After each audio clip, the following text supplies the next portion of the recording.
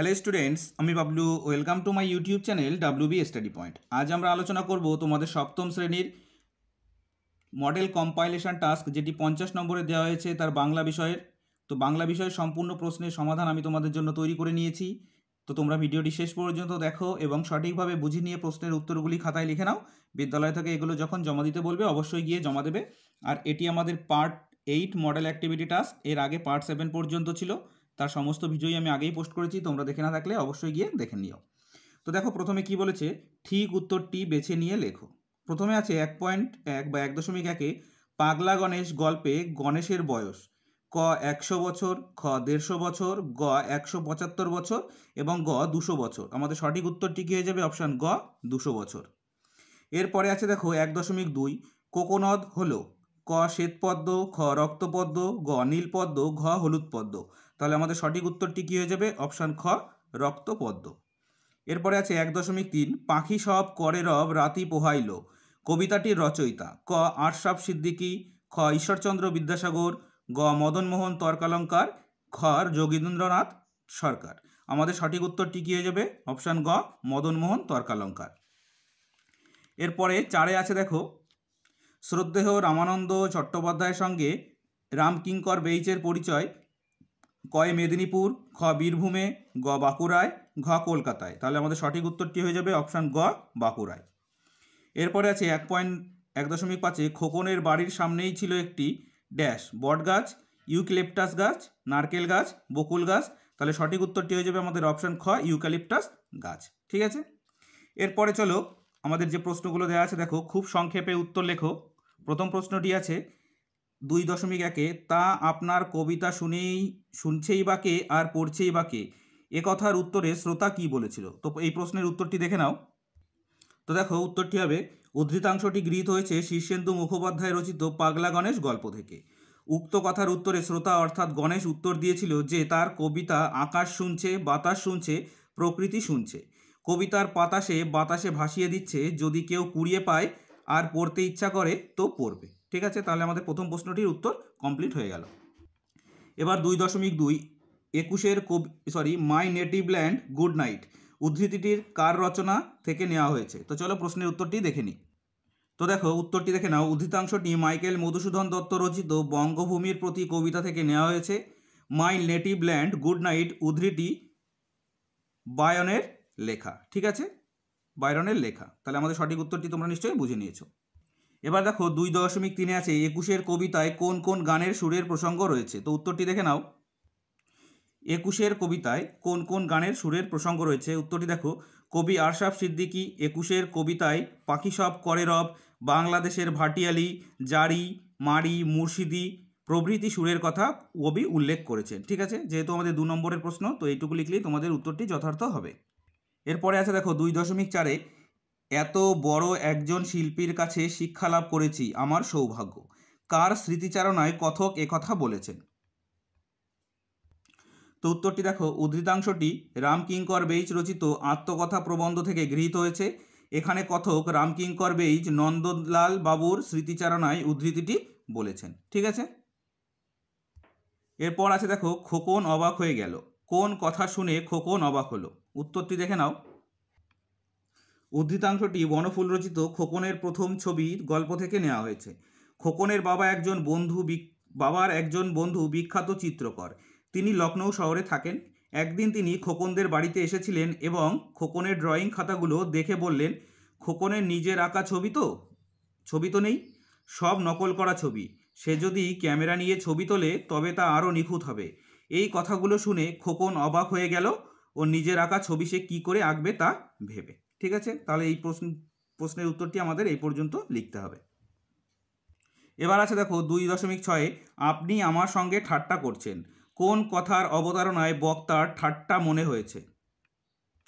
উত্তরটি দেখে নাও, পুরন্দরের আবিষ্কৃত গোলকের মাধ্যমে লেক শ্রেভারের সমস্ত বরফ মাত্র 5 মিনিটেই বাষ্প হয়ে মেঘে পরিণত হবে, আর সেই মেঘে কার্পভের দেশ সাইবেরিয়ায় নিয়ে গিয়ে বৃষ্টিপাত ঘটাতে চেয়েছেন বিজ্ঞানী পুরন্দর চৌধুরী।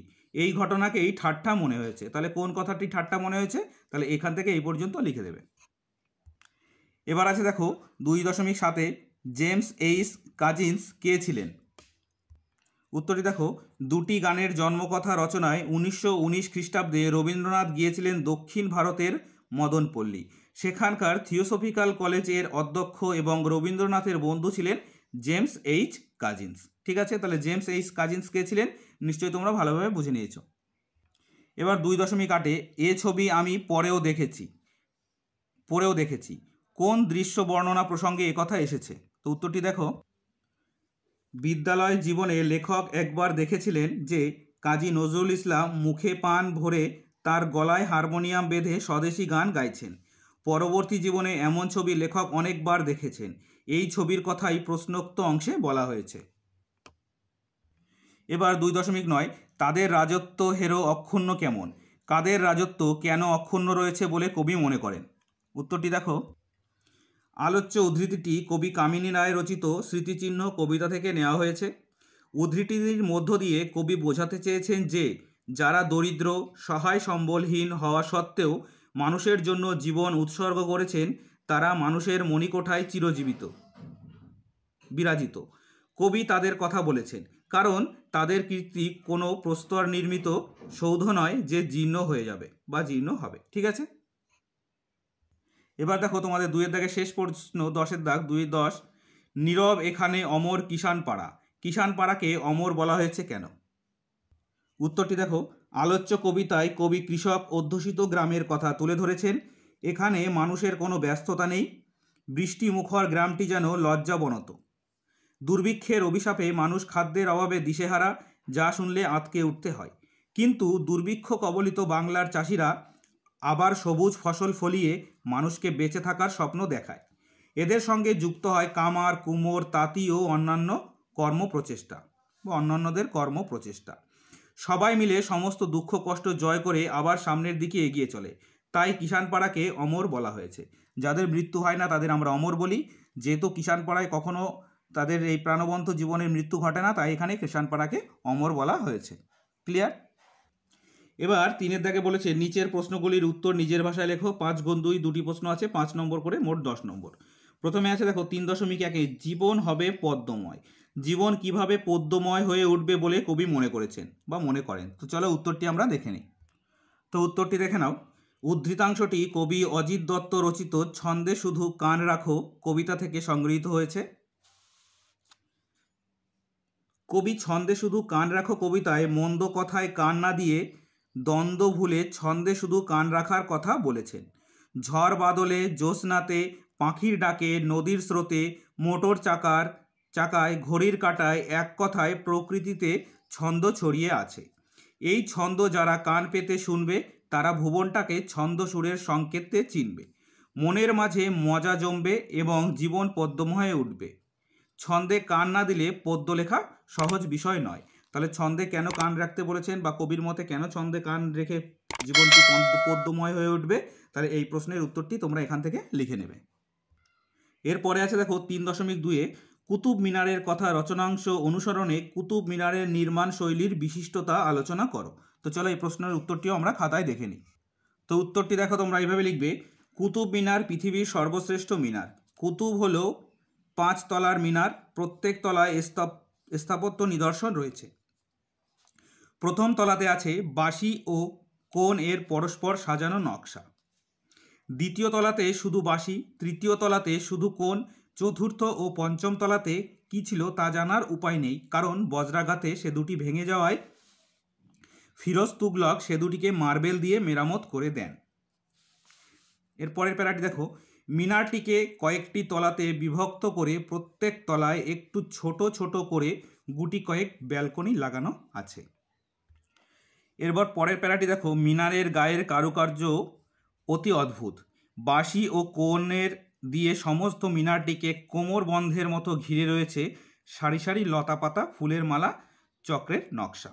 তাহলে কুতুব মিনারের যে বিশিষ্টতা ছিল, তো এই বিশিষ্টতার যে পয়েন্টগুলো আমি বললাম বা যে প্যারাগুলো আমি বললাম, তোমরা এই প্যারাগুলো খুব সুন্দর করে লিখে নেবে। তো তোমরা এখান থেকে ভিডিওটি পজ করেও লিখে নিতে পারো বা স্ক্রিনশট দিয়েও নিয়ে নিতে পারো। ঠিক আছে, এরপর আছে দেখো 4 নির্দেশ অনুসারে উত্তর দাও। 4.1 খাঁটি দেশি শব্দ বলতে কি বোঝো? তো চলো উত্তরটি দেখে নিই। তো উত্তরটি দেখো, বঙ্গদেশের প্রাচীনতম অধিবাসী কোল, ভিল প্রভৃতি অনার্য জাতির ভাষা থেকে যে সমস্ত শব্দ বাংলা ভাষায় এসেছে সেগুলিকে খাঁটি দেশি শব্দ বলে, যেমন ডাব, ডোবা, ঘোড়া ইত্যাদি। এরপরে চলো 4.2 প্রশ্নটি ছিল, দেখো তদ্ভব শব্দ কিভাবে গড়ে উঠেছে। উত্তরটি দেখো, যে সকল শব্দ সংস্কৃত ভাষা থেকে উৎপত্তি লাভ করে কালক্রমে প্রাকৃত ও অপভ্রংশ প্রভৃতি স্তরের পরিবর্তনের মাধ্যমে বাংলায় নতুন রূপ লাভ করেছে সেগুলিকে তদ্ভব শব্দ বলা হয়।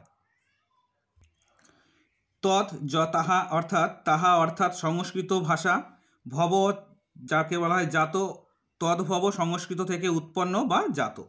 যেমন সংস্কৃত থেকে প্রাকৃত থেকে বাংলা, মৎস্য থেকে মৎস্য তার থেকে মাছ, চন্দ্র থেকে চন্দ্র তার থেকে চাঁদ। ঠিক আছে, এরপরে ছিল দেখো 4.3 অর্ধ তৎসম বা ভগ্ন তৎসম শব্দের দুটি উদাহরণ দাও। উদাহরণ দেখো, কৃষ্ণ থেকে কেষ্ট, রৌদ্র থেকে রোদ্দুর। ঠিক আছে, পরে ছিল দেখো 4.4 বাঙালি পদবীর ইংরেজি ধরনের উচ্চারণে হ্রস্বস্বর চিহ্ন হবে, উদাহরণ দাও। যেমন দেখো আছে ব্যানার্জি, এখানে আছে ব্যানার্জি, দীর্ঘী নয় কিন্তু হ্রস্বইকার হবে, দীর্ঘিকার হবে না। যেমন গাঙ্গুলি, গাঙ্গুলিরও হ্রস্বইকার হবে, এখানে দেখো দীর্ঘিকার আছে নয়, ইত্যাদি। তাহলে এটি আমাদের এখানকার প্রশ্নের উত্তর। 4.5 আছে দেখো তদ্ভব ও অর্ধ তৎসম শব্দের পার্থক্য একটি উদাহরণ দিয়ে বুঝিয়ে দাও। তো চলো উত্তরটি দেখে নিই। দেখো, বেশ কিছু সংস্কৃত শব্দ প্রাকৃত ও অপভ্রংশের মধ্য দিয়ে পরিবর্তিত হয়ে বাংলা ভাষায় এসেছে, তাদের বলা হয় তদ্ভব শব্দ। যেমন হস্ত থেকে হত্থ থেকে হাত, হস্ত হলো সংস্কৃত শব্দ, হত্থ হলো প্রাকৃত শব্দ এবং হাত হলো কি বাংলা শব্দ। অন্যদিকে অর্ধ তৎসম মানে আধা সংস্কৃত, তৎসম শব্দ থেকে বিকৃত উচ্চারণের ফলে অর্ধ তৎসম শব্দ সৃষ্টি হয় বা উৎপন্ন হয়। উদাহরণ দেখো, জ্যোৎস্না থেকে জ্যোৎস্না, বৈষ্ণব থেকে বৈষ্ণব থেকে বৈষ্ণব ইত্যাদি। ঠিক আছে, দেখো 5 বলেছে নিচের প্রশ্নগুলির উত্তর দাও। 5.1 রি, র, স এই 3 বর্ণের পরের শব্দের মধ্যে দন্তন্য মূর্ধন্য হয়, প্রতি ক্ষেত্রে একটি করে উদাহরণ দাও। তো দেখো উত্তরটি, রি, র, মূর্ধন্য স এই 3 বর্ণের পরের শব্দের মধ্যে দন্তন্য মূর্ধন্য হয়। যেমন দেখো এখানে আছে বর্ণ, এরপরে দেখো মূর্ধন্য হয়েছে সহিষ্ণু জায়গায় সহিষ্ণু এবং ঋণ। ঠিক আছে, এই 3টি উদাহরণ তোমরা দিয়ে দেবে। পরের প্রশ্নটি ছিল দেখো, পিতৃ ও মাতৃ শব্দের সঙ্গে সশ্রী শব্দের যোগ হলে সশ্রী শব্দের প্রথমে দন্তস্ব হয় মূর্ধন্য স, উদাহরণ দাও। তো উত্তরটি দেখে নাও, পিতৃ ও মাতৃ শব্দের সঙ্গে সশ্রী শব্দের যোগ হলে সশ্রী শব্দের প্রথমে দন্তস্ব হয় মূর্ধন্য স, যেমন মাতৃশ্বসা ও পিতৃশ্বসা। ঠিক আছে, পরের প্রশ্নটি ছিল 5.3 ভাব প্রকাশক ধনাত্মক শব্দের প্রয়োগে একটি বাক্য রচনা করো। দেখো উত্তরটি, ভাব প্রকাশক ধনাত্মক শব্দের প্রয়োগে বাক্য হলো, আচমকা তোমার ছায়া দেখে বুকটা ধরাস করে উঠল। এখানে দেখো ভাব প্রকাশক ধনাত্মক শব্দটি হলো কি ধরাস। ঠিক আছে, এবার আছে দেখো 5.4 শূন্যস্থান পূরণ করো, ড্যাশ তার থেকে হচ্ছে তিতো, তার থেকে হচ্ছে তেতো। তাহলে আমাদের উত্তরটি কী হয়ে যাবে দেখে নাও, ড্যাশের ভিতরে কি বসবে। দেখো প্রথমে ড্যাশের ভিতরে বসবে তিক্ত, তার থেকে হয়েছে তিতো, তার থেকে হয়েছে তেতো। এবার দেখো 5.5 বানান সংশোধন করো। এখানে আছে পুরস্কার, বানানটি আছে দেখো পয় দীর্ঘ র, মূর্ধন্য শয়কয় আকার র। তো আমাদের উত্তরটি হয়ে যাবে, দেখো আমাদের শুদ্ধ বানানটি হয়ে যাবে পুরস্কার ছিল, তার থেকে হবে পয়রস্যু র দন্ত শয়কয় আকার র। ঠিক আছে, পুরস্কার। এবার দেখো 6 একটি পত্র রচনা বা চিঠি লিখতে বলেছে। তোমাদের অঞ্চলে একটি পাঠাগার স্থাপনের অনুরোধ জানিয়ে ব্লক উন্নয়ন আধিকারিকের কাছে একটি আবেদনপত্র লেখো। তো চলো সেটি আমরা দেখে নিই কীভাবে লিখতে হবে। তো দেখো তোমরা এইভাবে শুরু করবে, মাননীয় ব্লক উন্নয়ন আধিকারিক গাইঘাটা ব্লক, তোমাদের যে ব্লক আছে সেই ব্লকের নাম দেবে, অঞ্চলের নাম দেবে এবং জেলার নামও দিয়ে দেবে। ঠিক আছে, বিষয়টি লিখবে, তোমাদের এলাকার নাম দিয়ে দেবে। আমি দিয়েছি দেখো ঝাউডাঙ্গা এলাকায় একটি পাঠাগার স্থাপনের আবেদন। এবার দেখো কিভাবে লিখবে, মহাশয় থেকে আমাদের শুরু হবে, যেহেতু আমরা চিঠি লিখতে গেলে একজনের কাছে যখন মহাশয় থেকে শুরু হয়। মহাশয়, আমরা আপনার গাইঘাটা ব্লকের ঝাউডাঙ্গা অঞ্চলের বাসিন্দা। আমাদের ঝাউডাঙ্গা এলাকায় হাই স্কুল ও প্রাইমারি স্কুলের ছাত্রছাত্রী সহ জনসংখ্যা প্রায় 3000, কিন্তু দুর্ভাগ্যের বিষয় হচ্ছে এখানে কোনো পাঠাগার নেই। শিক্ষার্থীদের জ্ঞানচর্চা, সৃজনশীল চেতনা বিকাশে একটি পাঠাগার খুবই প্রয়োজন। এখানে একটি পাঠাগার হলে তরুণরাও তাদের সময়কে জ্ঞান চর্চার মতো প্রয়োজনীয় কাজে ব্যয় করতে পারবে। পরের প্যারাটি দিয়ে লিখবে, অতএব ঝাউডাঙ্গা এলাকার সকল বয়সের জনসাধারণের উপকারের কথা বিবেচনা করে অতি সত্বর এখানে একটি পাঠাগার স্থাপনের ব্যবস্থা গ্রহণের জন্য আপনাকে বিশেষভাবে অনুরোধ জানাচ্ছি। এখানে লিখে দেবে তারপর ধন্যবাদান্তে ঝাউডাঙ্গা জনসাধারণের পক্ষে পবিত্র রায়। ঝাউডাঙ্গা তোমরা এখানে আমি 14 জুলাই দিয়েছি, তোমরা যে কোনো একটি ডেট দিয়ে দিতে পারো, ঠিক আছে। তো এই ছিল তোমাদের সপ্তম শ্রেণীর বাংলা বিষয়ের জন্য যে 50 নম্বরের কম্পাইলেশন মডেল অ্যাক্টিভিটি টাস্ক প্রকাশিত হয়েছে তার সম্পূর্ণ সমাধান। আশা করি তোমরা ভালোভাবে বুঝে নিয়েছো। যদি ভিডিওটি ভালো লেগে থাকে অবশ্যই লাইক করবে এবং চ্যানেলটি সাবস্ক্রাইব করে নিয়ে বেল নোটিফিকেশান অল করে রাখবে পরবর্তী ভিডিও পাওয়ার জন্য। তো চলো পরবর্তী ভিডিওয় আবার দেখা হচ্ছে। Thank you for watching.